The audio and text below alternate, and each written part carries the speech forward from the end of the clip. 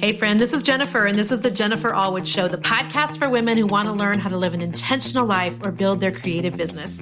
I'll be giving you my very best business tips, bringing you interesting guests, giving you a daily dose of Jesus, and I'm committed to always keeping it real.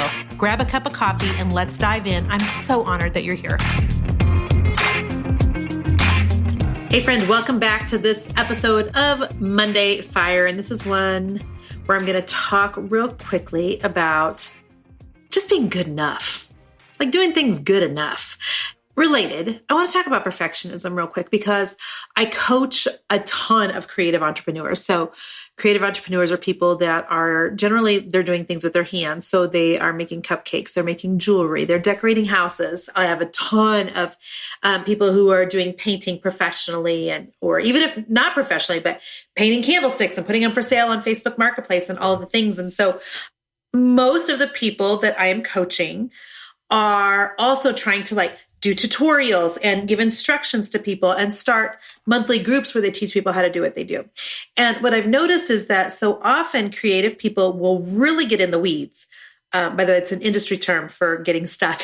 They'll be in the weeds because they're trying to get things perfect. And what I've noticed is that there's a tendency sometimes for people to wear that, but I just want to get it perfect, almost like with a badge of honor. So let's talk about this. Number one, that's precious that you want things to be perfect, regardless of if you're a creative, regardless of if you are you're not even in business for yourself. You're just trying to wonder when you should start a family and you're waiting for the perfect time. You are thinking you're supposed to be moving to another city, but you're waiting for the perfect time.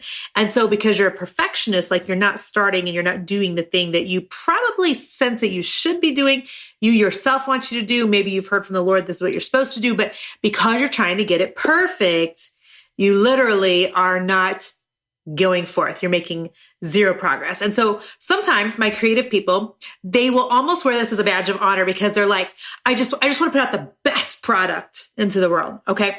All right. Listen, first of all, that's lovely. But the majority of the time, that is not actually what's happening. They are stalling at putting anything out into the world because they're going to use and mask their fear of failure or their fear of success but I just want to get it really perfect because people deserve the best.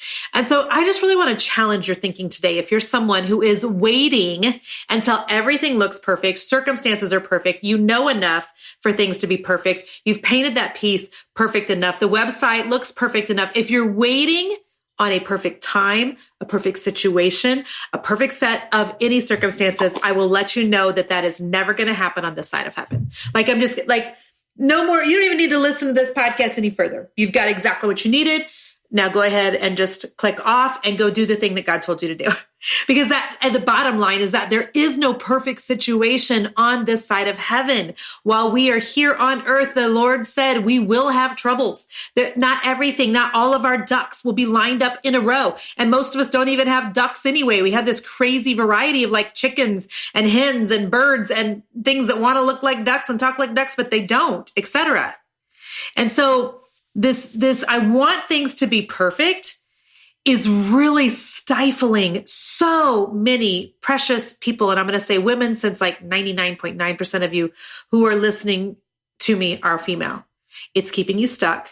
It's keeping you comparing because while you're trying to get it perfect and the perfect time and all the things, you're looking at your best friend, Rachel, who they just bought a new house and the timing was obviously perfect for them. And you're waiting on the new timing, but you're thinking it's never going to be new timing because all of a sudden the car needs new tires and you want to start a family. And your friend, Lisa, she's got the perfect timing and they just had their second baby and the spacing is perfect, but you're wondering when you should do it because you're kind of thinking about starting a business. But if you're going to start a business, then maybe you shouldn't get pregnant. And this is where we get stuck. This is where we end up going into this cycling where we are just spinning, and we're using the mask of I want everything to be perfect because we're scared. And so friend, I want to encourage you today. If you're waiting on perfection, never going to happen, first of all. And number two, it's keeping you small. It's keeping you stuck. It's making you compare and it is not serving you at all. I had a call with all of my inner circle women today, and I was telling them, if you have something that you feel like you're supposed to be putting out into the world, or you feel like God's really wanting you to do, sometimes it's us, sometimes it's him. Both are good, by the way. Both are good. We serve a God who it doesn't every single thing doesn't have to be stamped off and signed off on from him, because he's a loving father. So he gives us choices. So Jen, he doesn't care necessarily about every single detail. Like sometimes he allows us to do things because he's a loving father, and we're waiting for him to give us the answer on every detail. And a lot of times anymore, when I've prayed about it and I'll say, God, do you want me to do X or Y? And God has literally, I have heard the voice in my head, like, Jen, you pick either one. Either one's going to work. Either one's going to be fine. And then I'm like, no, Lord, you decide for me, because so often we don't want to be responsible for the decisions we make. So let's say you have a product that you want to put out in the world. You've got no checks in your spirit. You feel like God's okay if you do it. You haven't seen any reason why you should not. Okay. So let's say that's where you're currently at. Then you need to get it out into the world ASAP, even if it's not perfect, because, and this is what I was telling my group, there is a possibility that you have something that someone coming up behind you needs. And every day that you're not offering it to that person who needs what you have, you are literally stealing from them. Now, listen, I know this is a tough concept, and some of you are going to write me hate mail. That's okay. We can agree to disagree. We're all good. If you've got something that people in the world need, and you're like, nope, it's not good enough. It's just not good enough. It's not good enough. It's not good enough.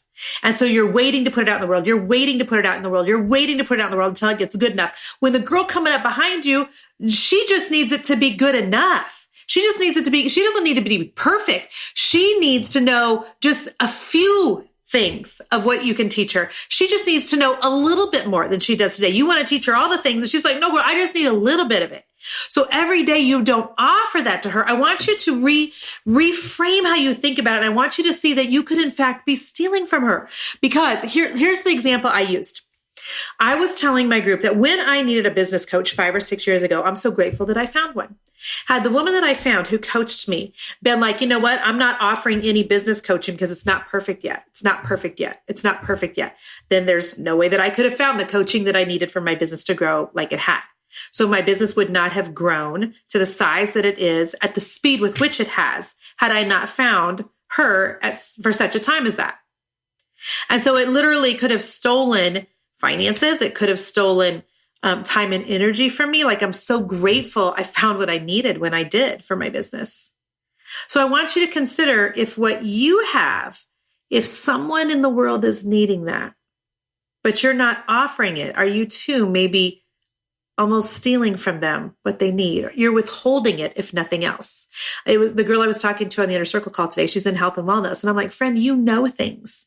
And the people coming up behind you, they need for you to offer that. They need a piece of your knowledge. You think that what you know and have to offer is so basic and everybody should know this because you're knee deep in that industry. Those of us who are not in health and wellness, we don't all know it. And you put your particular piece and stamp and personality on it that nobody else in the industry can do because they're not you. Please offer it. The course, the membership group, the DIY video, the whatever, at a good enough status. I heard a woman once say, offer it, be okay with producing B- work. Now listen, this is not a license to produce crap. But this is permission to say it does not need to be perfect, friend. And the truth is it's never going to be. And you're stalling. You're stalling and you're stalling. And I love you. And the world needs what you have right now, regardless of if it's good enough, regardless if you think it's okay, regardless of if it's perfect. But you are literally taking from your own future and from others when you keep trying to get it to a place of perfection, which it's never really going to get to anyway. So friend, listen, I encourage you right now. I give you permission to just start with what you know. Start with where you're at today. It'll get better. It won't be B- stuff forever. You'll perfect it. You're going to learn so much when you put whatever you have to offer out into the world. But the world needs what you have. And even if the world doesn't even need what you have, maybe the Lord just needs your obedience. You never know who or what is on the other side of your obedience. My pastor says that all the time, and I love it. You never know who or what is on the other side of your obedience. So I encourage you today to get started doing the thing that you know that you're supposed to do. I hope that this was helpful for someone. If so, will you put a screenshot here? Will you tag me on your Instagram stories so that I see it? That's the best way to communicate with me. Until next week, friends, be blessed. Bye-bye.